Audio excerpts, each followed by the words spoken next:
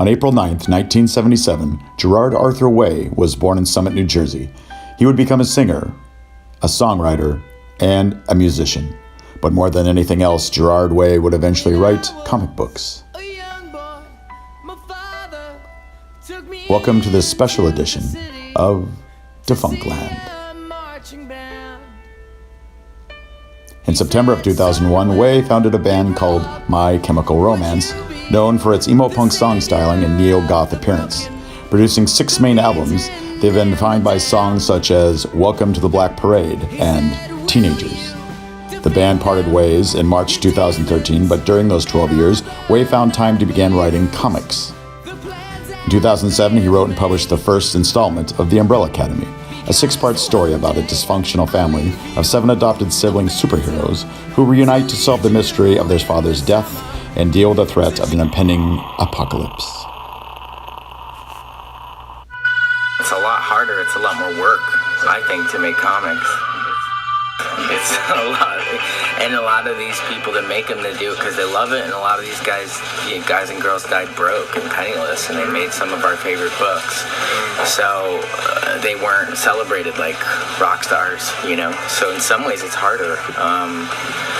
And if you want to start a band, you could just go start a band. If you want to be in a big band, well, that's a different story. I guess the same goes for comics. If you want to make like the next Watchmen or the next Doom Patrol or the next Invisibles, like, you know, you shoot pretty high and you go for it and you see what you can pull off, you know. But certain books, like, you know, like, they're kind of like these moments in time, like the Beatles, like they come around once in a lifetime and there's never anything like them again. It's just like, so that part is just like music. But Umbrella Academy, you know, I was just inspired by, like, I'm trying to think artistically. I just was looking for what I thought was missing in comics and what I wanted to see in comics, and I just let my imagination kind of run. In 2008, Way and co-creator Gabriel Ba were awarded the Will Eisner Award for the best comic book in a limited series. Fast forward to 2011 when Universal Studios would option him in development for a film based on Umbrella Academy. This was eventually shelved to July of 2017 when Netflix would pick up the story option and create a 10-episode series that would eventually premiere on February 15th, 2019 on the streaming services platform. Due to its unusual storyline and overall quirky nature, the series drew immediate attention and widespread acclaim. In a rare move, Netflix publicly reported that 45 million households viewed the series in the first month since its debut.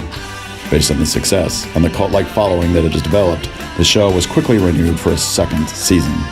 The popularity and overall success of Umbrella Academy didn't go unnoticed by the entertainment industry at large, but the Disney company had a particular interest.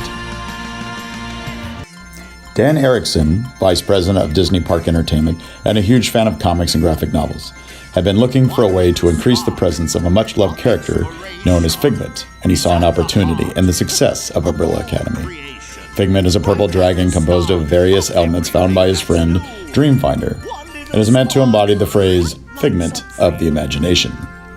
He was first introduced on March 5th, 1983 as a character on the Journey into Imagination ride at the Journey into Imagination Pavilion at Epcot. The ride lasted 16 years and remained a popular attraction until a retooling of the concept in 1999. Many of the ride's main features, such as Dreamfinder and his magical blimp, were changed out, resulting in a less dynamic, unengaging attraction. The one element that never lost its popularity and has continued presence in such areas like merchandising and continues to be a Disney fan favorite is Figment. Erickson came up with a concept that Figment, endowed with the superpowers of flight and a curiously strong imagination, is the lost and missing 8th member of the Umbrella Academy.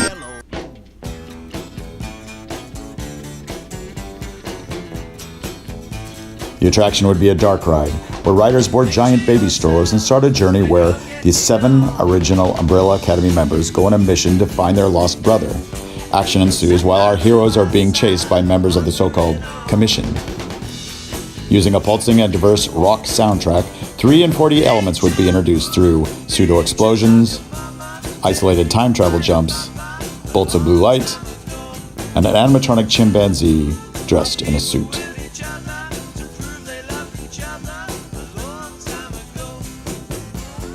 The The ride would conclude with our 7 heroes using the power of their own imaginations to finally discover what had happened to their brother and where he had gone. As riders disembarked, they would be greeted with fresh donuts presented to them by cast members dressed as the character of Agnes from the Netflix series. Merchandising would include such things as masks, sweaters, questionable shorts, and umbrella hats. Ericsson's enthusiasm for the concept carried the project through the grueling funding phase, but as design concepts were being developed, red flags began popping up. There was a growing consensus that this was a crazy idea. The powers that be felt that a concept punctuated by assassins, vigilante justice, drug abuse, and deadly squid-like tentacles would ultimately be a bad fit for the happiest place on Earth. The project was scrapped, never to see the light of day. Which leaves us with an interesting and novel theme park concept up to the power of our imaginations. Thank you for watching Defunctland.